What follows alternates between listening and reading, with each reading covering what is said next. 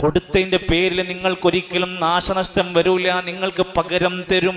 വഹുവ ഖൈറുർ റാസിഖീൻ,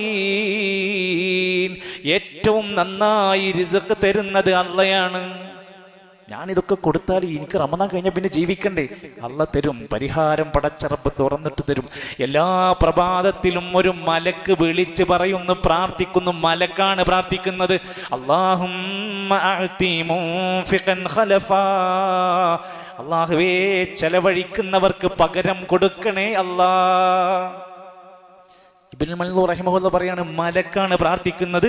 വദുആഉൽ മലായികത്തി മുജാബുൻ, മലക്കുകൾ പ്രാർത്ഥിച്ചാൽ അതിന് ഉത്തരമുണ്ട്.